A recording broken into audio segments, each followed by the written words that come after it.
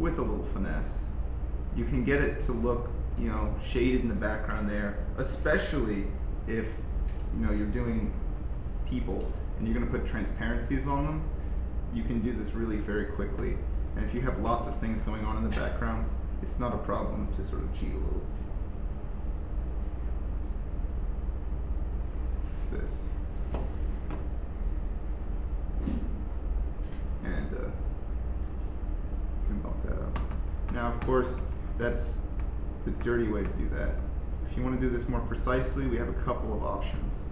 We have the lasso tool, which is freehand, polygonal, and magnetic.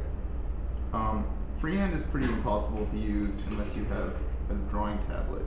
It's just, what's this one?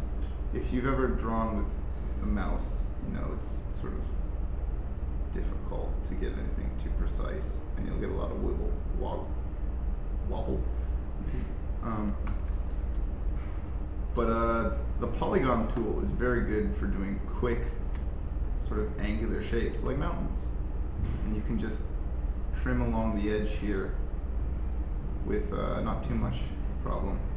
One of the things you can do to make this better is if you add maybe, depends on the resolution of your image, but maybe 2 or 3 pixels if you're doing something small like this. If you're working on like a final rendering where you pulled this out of Rhino at 3,000 pixels in one direction, you're going to want to add more, like maybe 10 to the feather. And the more you zoom in for this, the cleaner your work will be. Just, oh, that's 13. And just follow along the ridge line like that. If you click one and want to undo it, how do you do that? Undoing one here? Yeah. I believe, no, I don't think that works.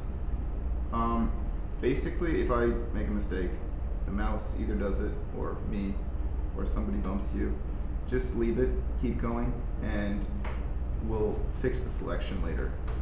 So let's just, for the purpose of this, go a little faster.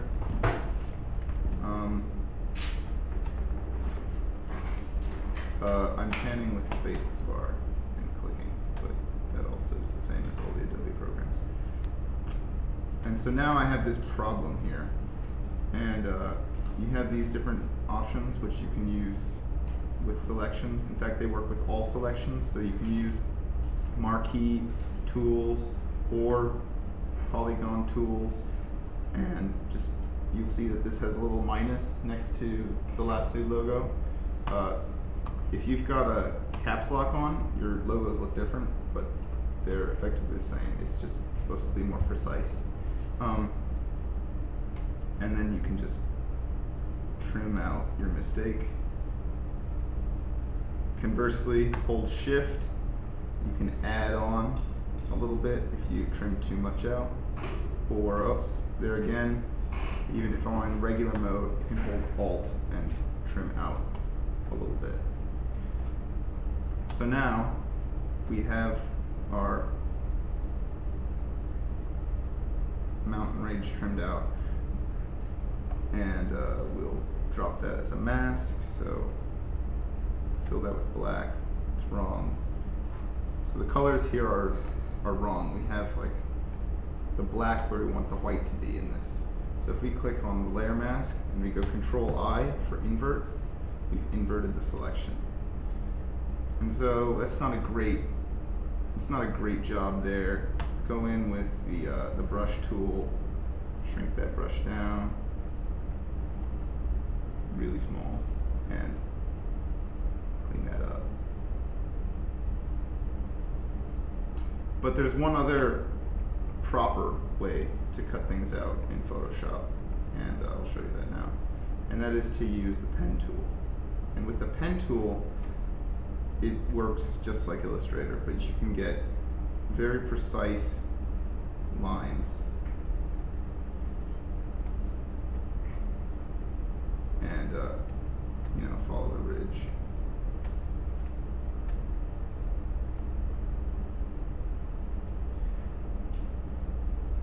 What's most important about this though is that you can go back and edit each one of the handles on your curve. So as you turn it to your mask and you notice that, oh, there's a little too much white peeking over the mountain there. We'll just do that quickly.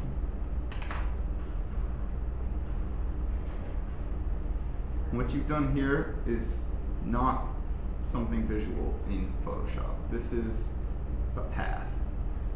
And a path doesn't show up it won't print, it won't save into any JPEGs or anything like that. But what you can do with this is take this path, select it, and with this button here, load path as selection. And in that case, it becomes a selection. You can go into here and fill that with black, or sorry, yeah, fill that with black, or I guess in this case, fill this with black. Select your path, and fill that with white. And then, if you notice problems, you go back to the pen tool, and where's that? Oh, this one. Yeah. That's for moving. Shit. Yeah, there we go. And then we can edit each path anchor as we need it to be. I believe you can also save this as an alpha channel. Which, what are channels? okay, so channels are they're the sort of pieces of your drawing. If you still do this. If you turn off, say, different parts of the drawing, it will show you only the values of certain colors in your image. So these are all the red values in their gray tone. These are the red and the green values in their gray tone. And these are all your RGB values. If you're doing CYMK, you'll have CYMK channels instead. This is your sort of mask, which is this channel right here. If we're on this one here, it's a different mask layer. With that, you can sort of select your work path again, and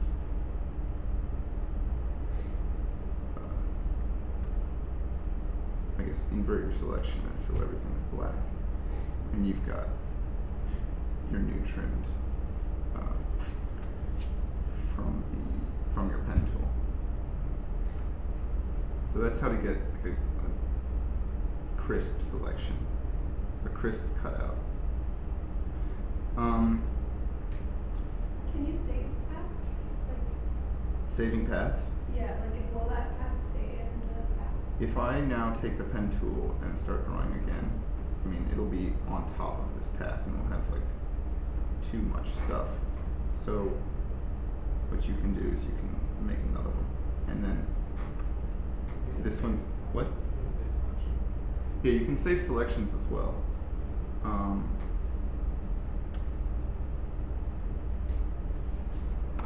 I tend not to do it, but if you draw a selection up, you can save your selection as something in your document, and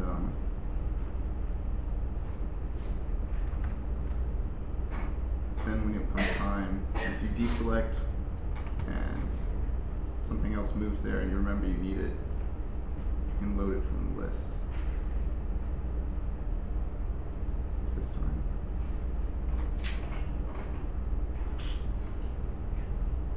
Actually, I haven't used that very much. What? Oh, there it is. Okay. I think paths are probably still crisper. If you're going to use the save selection, I guess, is if you've done something through a lasso or a marquee. I guess the last way to cut stuff out, which is cheating, but works very nicely, is if you have say an image where there's a lot of black and a real contrast between your subject and the background. And then you're going to be able to say wand that out to a pretty good degree of, I guess, correctness. And this is all just about, you know, getting this right. This number here is how much like the color you're clicking does everything else have to be. And oops, too much. So take that down to say an 8. And then take in as much of this as you can. Oops, too much.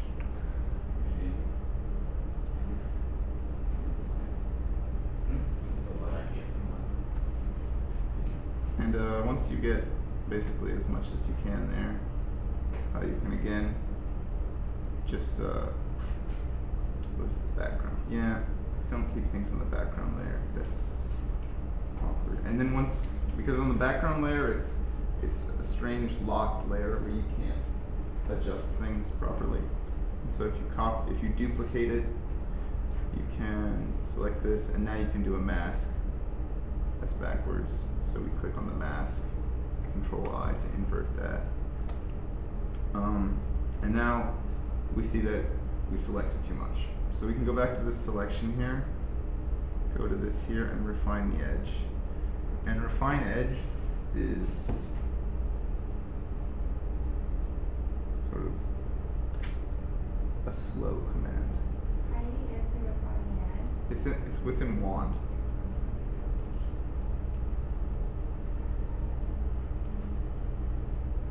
And zoom.